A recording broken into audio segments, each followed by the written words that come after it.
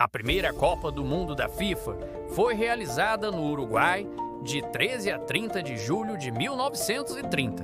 13 seleções participaram, sendo 9 das Américas e 4 da Europa. O Uruguai foi escolhido como sede para celebrar o centenário de sua independência e por sua seleção ter conquistado 2 títulos olímpicos. As partidas foram disputadas em Montevidéu, nos estádios Centenário, Pocitos e Parque Central. O Uruguai venceu a Argentina por 4-2 na final, tornando-se a primeira nação a ganhar a Copa do Mundo. O primeiro gol das Copas foi marcado por Lucien Laurent, da França, e o artilheiro do torneio foi Guillermo Stabile, da Argentina, com 8 gols. Você já parou para pensar como era o mundo em 1930, quando a primeira Copa do Mundo de futebol aconteceu? Não tinha avião para todo lado, a televisão ainda era um sonho distante e a Europa estava se recuperando de uma guerra terrível.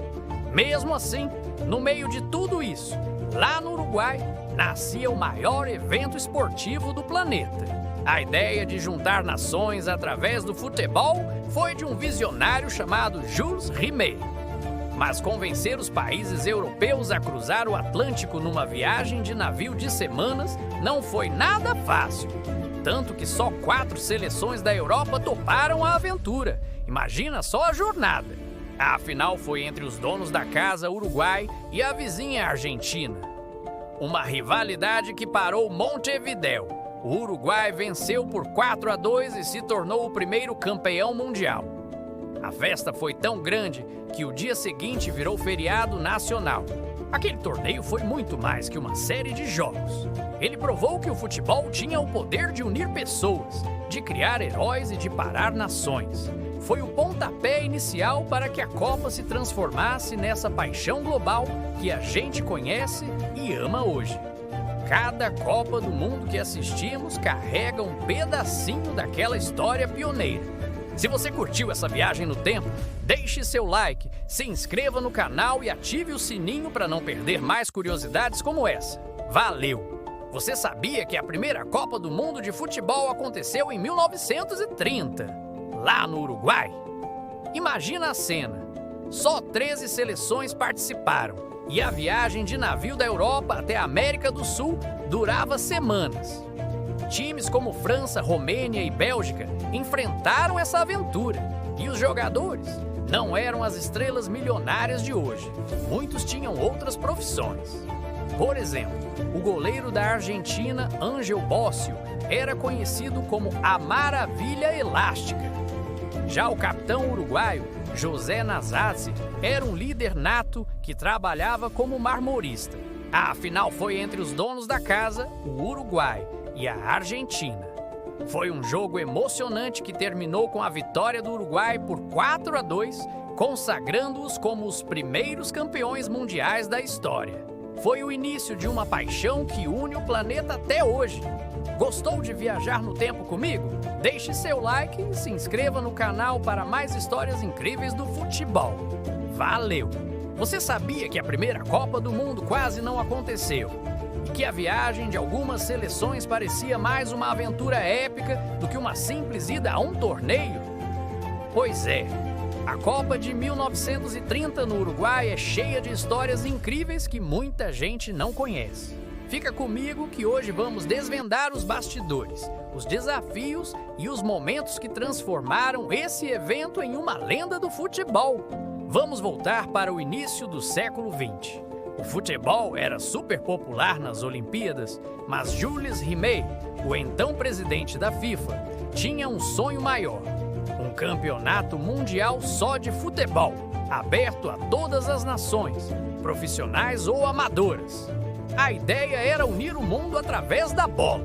Depois de muita negociação, em 1928, a FIFA finalmente bateu o martelo. A primeira Copa do Mundo aconteceria em 1930. Mas onde? Vários países europeus queriam sediar, como Itália, Holanda e Espanha. Só que o Uruguai chegou com uma proposta irrecusável. Eles estavam comemorando o centenário da sua independência, eram os atuais bicampeões olímpicos de futebol e, o mais importante, se ofereceram para pagar todas as despesas de viagem e hospedagem das seleções participantes, além de construir um estádio novinho em folha. Proposta aceita. O Uruguai seria a nossa primeira sede. Só que aí surgiu um problemão. A Europa estava no meio de uma crise econômica pesada, a Grande Depressão. Para as seleções europeias, cruzar o Oceano Atlântico significava uma viagem de navio de semanas, o que deixaria os jogadores, muitos deles amadores com empregos fixos, longe de casa e do trabalho por muito tempo. Por causa disso, há 2 meses do início do torneio, nenhuma seleção europeia tinha confirmado presença. A primeira Copa do Mundo estava em risco. Jules Rimet teve que usar todo o seu poder de persuasão. Ele interveio pessoalmente e, com muito esforço, convenceu 4 seleções europeias a embarcarem nessa aventura: França, Bélgica, Romênia e Iugoslávia. A história da viagem deles já daria um filme. A seleção romena, por exemplo, foi escolhida pessoalmente pelo rei Carol II, que negociou com os chefes dos jogadores para que eles não perdessem o emprego. As equipes da França, Romênia e Bélgica viajaram juntas no navio Conte Verde, que partiu de Gênova. A bordo, eles aproveitaram o convés para treinar como podiam. Esse navio também levou o próprio Jules Rimet e a taça da Copa do Mundo, que mais tarde seria batizada com o nome dele. O Brasil também estava a bordo, mas só embarcou quando o navio parou no Rio de Janeiro. Imagina o clima nesse cruzeiro do futebol. Enquanto isso, o Uruguai corria contra o tempo para construir o palco principal do evento, o Estádio Centenário em Montevidéu. O nome era uma homenagem aos 100 anos de independência do país. A construção foi um desafio gigante, com chuvas fortes atrasando as obras, tanto que o estádio só ficou pronto 5 dias depois do início do torneio. Por isso, os primeiros jogos da Copa foram disputados em estádios menores, como o Pocitos e o Parque Central. Finalmente, no dia 13 de julho de 1930, a bola rolou. 13 seleções participaram, 9 das Américas e 4 da Europa. O formato era simples: 4 grupos com o vencedor de cada grupo avançando direto para as semifinais. Não teve eliminatórias, as seleções foram convidadas. Os primeiros jogos da história da Copa aconteceram simultaneamente: França contra México e Estados Unidos contra Bélgica. E o primeiro gol foi marcado pelo francês Lucien Laurent. Ele contou anos depois que, no momento do gol, só sentiu uma alegria imensa, sem ter a real noção do marco histórico que tinha acabado de criar. Afinal, ninguém sabia o que a Copa do Mundo se tornaria. O torneio teve várias curiosidades. Por exemplo, o árbitro da partida entre Argentina e França apitou o final do jogo 6 minutos antes do tempo, quando um jogador francês tinha uma chance clara de gol.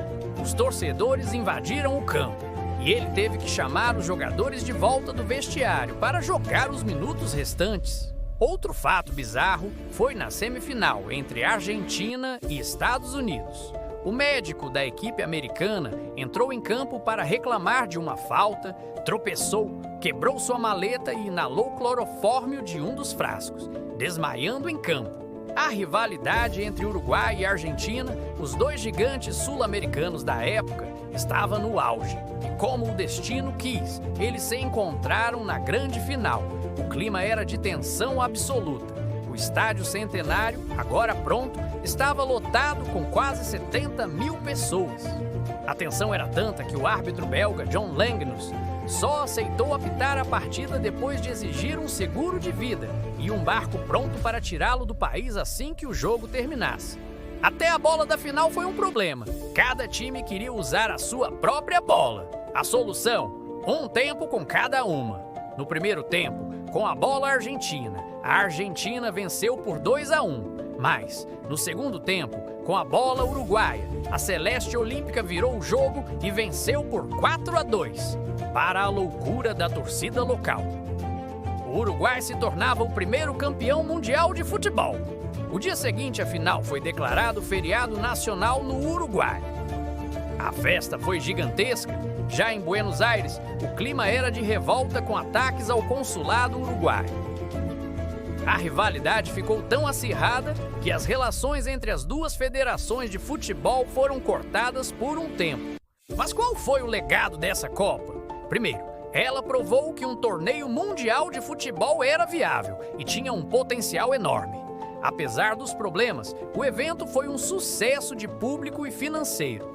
O nível técnico foi elogiado e a paixão das torcidas, especialmente a sul-americana, contagiou o mundo. A Copa de 1930 estabeleceu o futebol como o esporte mais popular do planeta e transformou a taça Jules Rimet no objeto de desejo de todas as nações.